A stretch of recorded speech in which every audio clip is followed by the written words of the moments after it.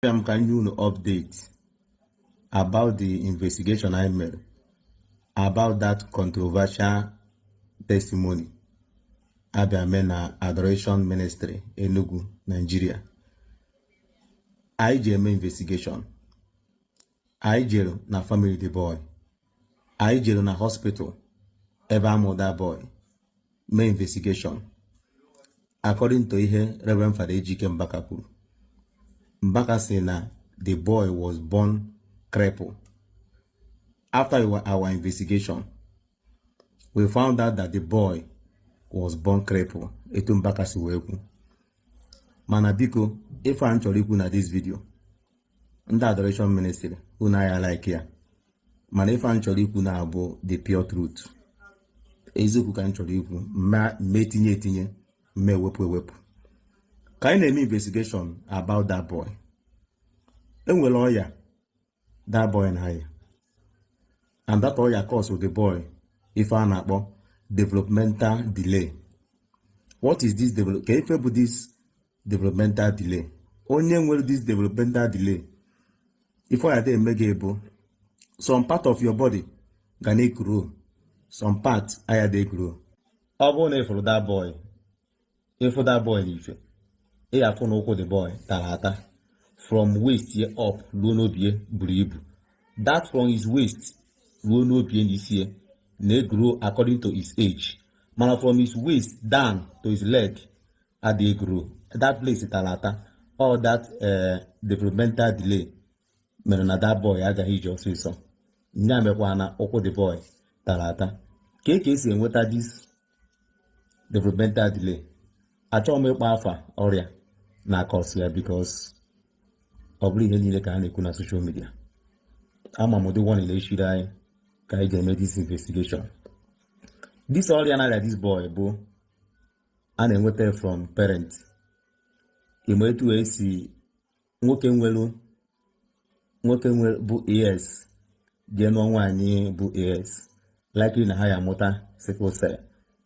Etu akara tin na-emera boys. But I'm telling you now, the hearing that boy nweta has nothing to do with Reverend Father Ejike Mbaka. The hearing that boy nweta has nothing to do with Reverend Father Ejike Mbaka area. And with a lot of children na that area, na the same hospital. Kind of investigation, we found out that there were a lot of children that go that area. Mecha fancheni de garije. Onwe nke ekpere. Ọ bụ na ha adịgo ụmụazụ 100 rara that sickness na that hospital. 100 of them gara ije. Enwe nke ekpere. Why is o ji wee bụrụ nke a ka ekpere ọ gaba ije? Ewere mewe testimony. This boy anọgo na that sickness. Olugo mgbe o ejigo ije. Some of the ụmụazụ amụ nwee that sickness. Some na gije na 3 years. Some na gije na 4 years, 5, 6. Depending otu ahụ onye asi receive treatment. As I'm talking to you now, enwekwa another boy I for na that hospital na area the same area. Unu si na ekpere Mbaka kpere onye nke a mere onye nke a ji wee je ije. Ka akpọtara na onye another person na area kwada ọrịa ka Mbaka kpere ekpere. Onye ọwụna nwe this developmental delay, ị nwere 95% na-eyi aga ije. Whether na ekpere ekpere ma na ekpere ekpere.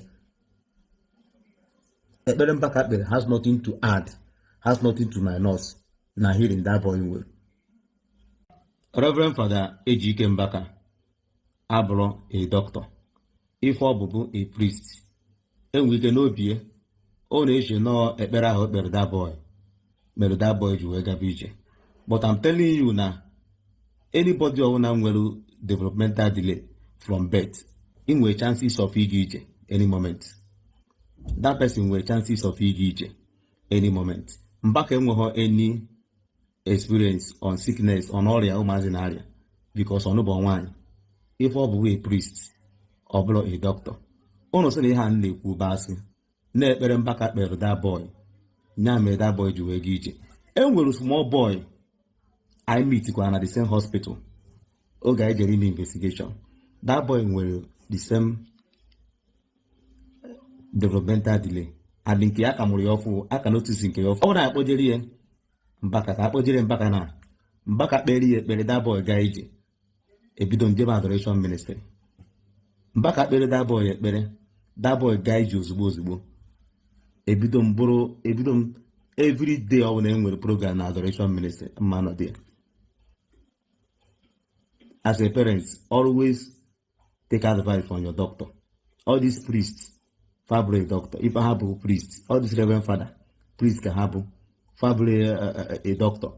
Mbaka just use that boy, where shine. Mbaka use that boy, one followers.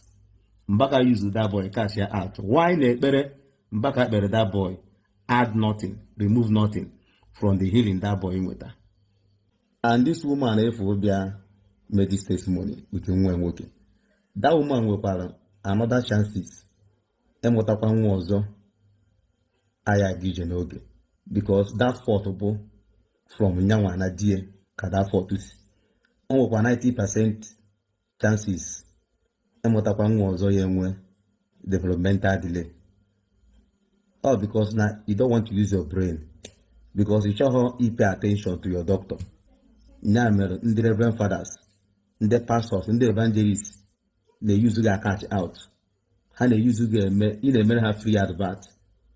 Developmental delay mana you may expect na nwa ga ije.